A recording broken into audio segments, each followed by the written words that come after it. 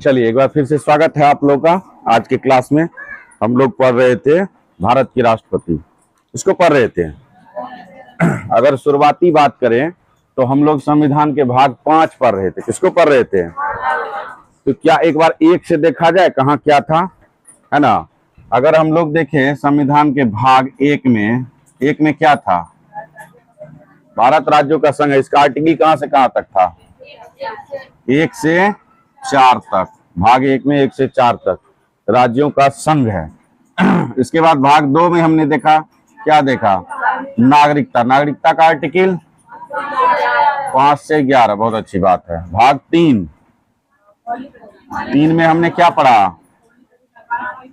12 से 35 मौलिक अधिकार, है ना। 12 से 35 संविधान का भाग 3। कितने मौलिक अधिकार है? 6। कौन कौन? समानता का,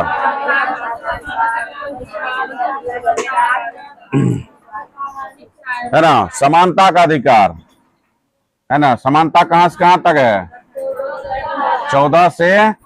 बहुत अच्छी बात है, याद है आप लोगों को। समानता के बाद स्वतंत्रता, है ना। स्वतंत्रता है ना। स्वतंत्रता एवं अभिव्यक्ति कहां से कहां तक है? 20 से 22। 19 से 22। 18 खत्म हुआ तो कितना होगा? 19 से 22। फिर शोषण के विरुद्ध अधिकार, ये कहां से कहां तक है? 23 से 24। आगे धार्मिक स्वतंत्रता होगी ना। धार्मिक स्वतंत्रता क्या होगी? धार्मिक स्वतंत्रता कहां से कहां तक है?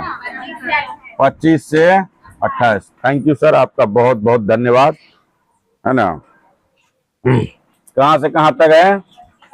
25 से 28। उसके बाद शिक्षा एवं संस्कृति, है ना। संस्कृति का अधिकार 29 से 31। Very good. इसके बाद संवैधानिक उपचारों का अधिकार। संवैधानिक, है ना, उपचारों का अधिकार। उपचारों का अधिकार, इसका आर्टिकल क्या होगा? है ना। संवैधानिक उपचार केवल 32 में है। 32 से 35 नहीं। 33 अलग है, 34 अलग है, 35 अलग है। लेकिन ये बहुत इंपॉर्टेंट है। इसी को डॉक्टर भीमराव अंबेडकर ने क्या कहा है?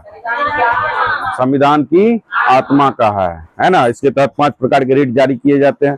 किसी को याद है कौन सा? बताइए। बहुत अच्छी बात है, अच्छी बात। ताली बजाइए, आप लोगों को तो याद है, लगता है मेहनत की है। हेबियस कॉर्पस मैंडेमस प्रोहिबिशन, है ना, सेचुरेडी क्यू वारंट। बहुत अच्छी बात है। इसके बाद ये भाग 3 खत्म हो जाता है। इसके बाद भाग कितना शुरू होता है? भाग संविधान का 4 शुरू होता है। संविधान के भाग 4 में क्या है ना? डीपीएसपी है। क्या है? डीपीएसपी। इसका आर्टिकल क्या है? 36 से 51 तक ये डीपीएसपी है ना। इसके बाद भाग कितना होगा? इसके बाद भाग 4A। इसका आर्टिकल क्या है? 51A। इसमें क्या दिया हुआ है? मौलिक कर्तव्य। क्या दिया हुआ है? मौलिक कर्तव्य। मौलिक कर्तव्य कहां से लिया गया है? रूस से लिया गया। और डीपीएसपी आयरलैंड से। बहुत अच्छी बात है, इसका मतलब आप लोग को याद है। और आज हम लोग पढ़ने जा रहे हैं भाग 5। भाग क्या पढ़ने जा रहे हैं? भाग 5। भाग 5 में क्या है? संघ का वर्णन करता है। संघ क्या है ना? संघ मीन्स देश की शासन व्यवस्था। इसका आर्टिकल कहां से कहां तक है? 52 से 151 तक। इसके तहत पहला जो है ना, संघ में जो पहले हम लोग पढ़ेंगे, राष्ट्रपति को पढ़ेंगे। किसको पढ़ेंगे? राष्ट्रपति को। राष्ट्रपति का आर्टिकल 52। राष्ट्रपति का आर्टिकल केवल 52। लेकिन राष्ट्रपति के क्रियाकलाप से संबंधित जो बातें हैं, कैसे उसको जो है, कैसे राष्ट्रपति को चुना जाता है, उसके लिए निर्वाचन की योग्यता क्या है, उसका फिर कैसे हटाया जाता है, ये सारी बातें 52 से लेकर के 61 तक हम लोग पढ़ेंगे। इसके तहत अगर हम लोग देखें तो हम लोगों ने पढ़ा भी है, है ना, 52 से 61 तक में पढ़ा भी है। आर्टिकल 52 52 क्या कहता है? 52 कहता है देश का एक राष्ट्रपति होगा। देश में क्या होगा? एक राष्ट्रपति होगा, है ना। राष्ट्रपति क्या होते हैं? देश के संवैधानिक प्रमुख होते हैं। कौन है वर्तमान में भारत के राष्ट्रपति? देश के संवैधानिक प्रमुख होते हैं, जबकि वास्तविक प्रमुख कौन होता है? पीएम होता है। आर्टिकल 53 क्या कहता है? 53 आर्टिकल 53 कहता है संघ की कार्यपालिका शक्ति राष्ट्रपति में निहित होगी, है ना, और वह उसका प्रयोग जो है वो अपने अधीनस्थों के माध्यम से करेगा, है कि नहीं है? ये बात है। 53 हो गया। उसके बाद 54 में क्या कहता है?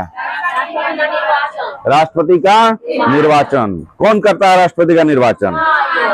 चुनाव आयोग। और इसका वोटर सब कौन कौन होता है? लोकसभा, राज्यसभा और विधानसभा के निर्वाचित सदस्य, यानी कि LS प्लस RS प्लस विधानसभा यानी कि MLA, ये सारे के सारे क्या होंगे? निर्वाचित होंगे। ध्यान दीजिएगा एक बात का, उपराष्ट्रपति में जो होगा ये लोग भी रहेंगे लेकिन वो निर्वाचित नहीं होंगे। ये सभी लोकसभा के, सभी राज्यसभा के और विधानसभा के सभी निर्वाचित सदस्य। इसका क्या मतलब हुआ निर्वाचित का? कि इसमें जो है आपको जो राष्ट्रपति मनोनीत करते हैं राज्यसभा में 12 लोगों को, जो कि साहित्य, कला, विज्ञान, समाज सेवा और सहकारिता के क्षेत्र से आते हैं, वो मनोनीत है तो वो भाग नहीं लेंगे। और एंग्लो इंडियन तो अब रहा ही नहीं। 104वें संविधान संशोधन के तहत एंग्लो इंडियन का पद समाप्त कर दिया गया है। विधान परिषद भी नहीं देंगे, यही ध्यान रखना है इसमें। इसके बाद हम लोगों ने देखा आर्टिकल 54, इसमें क्या पढ़ा है? कोई बताएगा? बताइए। राष्ट्रपति के निर्वाचन की विधि, है ना, निर्वाचन की विधि। क्या विधि है निर्वाचन की? बताइए। एकल संक्रमणीय मत प्रणाली के द्वारा अनुपातिक प्रतिनिधित्व के आधार पर सिंगल ट्रांसफरेबल वोटिंग सिस्टम के द्वारा किया जाता है। 55 ये हो गया। 56 क्या कहता है? कार्यकाल कितना होगा? कार्यकाल 5 साल होगा। कब से? पद ग्रहण करने की तिथि कब होती है? शपथ जिस दिन ग्रहण करता हो, ये होता है। इसके बाद आर्टिकल 57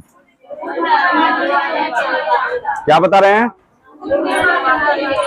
पुनः निर्वाचन के लिए, है ना, पुनर्निर्वाचन। तो कोई इसमें सीमा नहीं है, कितनी भी बार भारत का राष्ट्रपति बन सकता है कि नहीं है?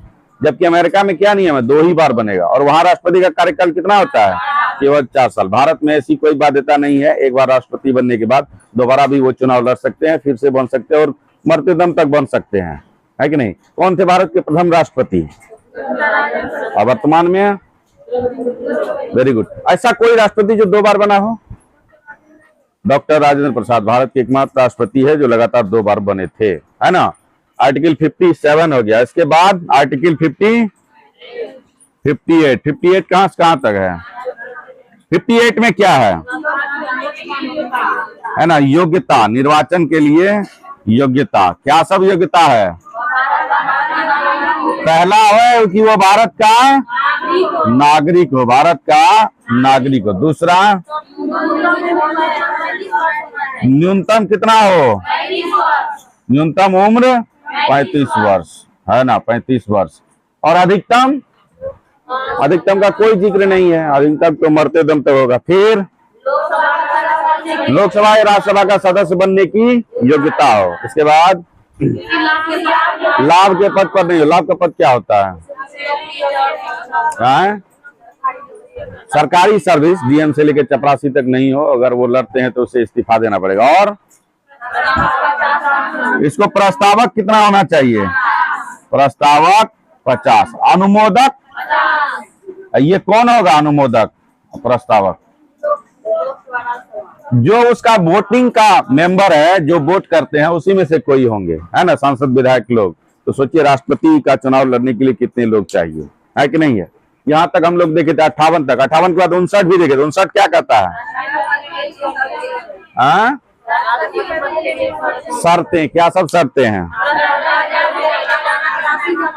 15,000 रुपया की जमानत राशि जमा करनी होगी। देखो कितना कम फीस है ना। 15,000 रुपया राष्ट्रपति को जमा करना पड़ता है जमानत के रूप में। इसके बाद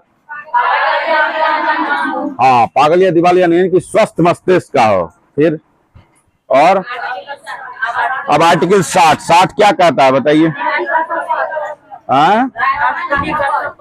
राष्ट्रपति का शपथ ग्रहण राष्ट्रपति का होगा। तो इसी आर्टिकल के जरिए आर्टिकल 60 ये प्रावधान करता है कि राष्ट्रपति का शपथ कौन दिलाते हैं? शपथ चीफ जस्टिस यानी कि सुप्रीम कोर्ट के मुख्य न्यायाधीश शपथ दिलाते हैं इसको। अगर वो ना रहे तो सुप्रीम कोर्ट के सीनियर जज, वरिष्ठ न्यायाधीश। इसके बाद आर्टिकल 61 ये क्या कहता है? राष्ट्रपति पर महाभियोग। अभी तक किसी पर लगा है महाभियोग? महाभियोग यानी कि राष्ट्रपति के लिए महाभियोग का प्रावधान है, इम्पीचमेंट करते हैं, उसको हटाते हैं, लेकिन अभी तक भारत में ऐसा नहीं हुआ है। दो आधार है इसके। एक आधार है कि जब संविधान का अतिक्रमण कर रहा हो राष्ट्रपति, संविधान के अनुसार नहीं चल रहा हो। दूसरा, किसी विदेशी देश के विदेशी शक्ति के प्रभाव में आ गया हो। इस आधार पर कैसे हटाते हैं, कल इस पर बताए थे कि राष्ट्रपति को 14 दिन पहले लिखित सूचना देनी पड़ती है 1/4 सदस्य के हस्ताक्षर से। इसके बाद यदि वो पास हो जाता है तो किस सदन में लाया जा सकता है राष्ट्रपति को हटाने का प्रस्ताव? किसी भी सदन में लाया जा सकता है, चाहे लोकसभा हो या राज्यसभा हो। और ये लाने के बाद जहां से आया है, लोकसभा और राज्यसभा दोनों जगह 2/3 बहुमत से पास हो जाए, तब जाकर के राष्ट्रपति हट सकते हैं। यानी कि 61 तक हम लोग देख चुके थे। हमको देखना कहाँ था?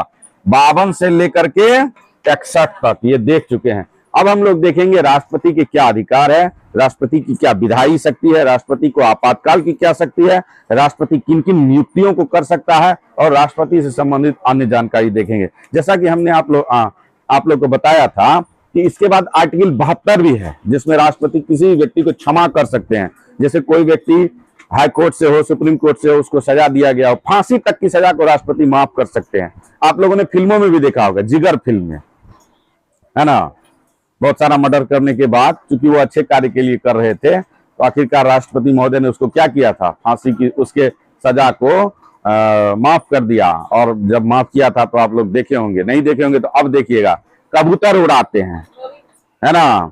वो कबूतर उड़ाने का मतलब, कबूतर शांति का प्रतीक है, पिंजरे में बंद था, वहां से निकाल दिया, तब जीवन के लिए वो आजाद हो गया। तो राष्ट्रपति माफ कर सकते हैं आर्टिकल 72 के तहत, 72 की तरफ। इसके बाद राष्ट्रपति को 3 आपातकालीन अधिकार भी है ना। क्या क्या है? 352, 356 और 360। 352 के तहत राष्ट्रीय आपात, देश में युद्ध जैसी स्थिति हो तो राष्ट्रीय पूरे देश में आपातकाल लगा सकते हैं। इसके बाद 356, उसके तहत राज्य में राष्ट्रपति शासन लगाते हैं। और आर्टिकल 360 के तहत वित्तीय आपात भी आज तक भारत में नहीं लगा है, भगवान न करे कभी लगे, है कि नहीं है। तो ये हम लोग पिछली क्लास में देख चुके हैं। अब हम लोग ये जो महाभियोग है इसके बारे में केवल बात की है, लिखे नहीं है, तो इसको लिखेंगे फिर आगे बढ़ेंगे, है ना। यहाँ तक किसी को कोई दिक्कत? उम्मीद है आप लोग को भी ये वीडियो आप लोग के लिए यूजफुल होगा। तो देखिए, और अच्छा लगे तो लाइक सब्सक्राइब करिए, कमेंट करिए। Thank you.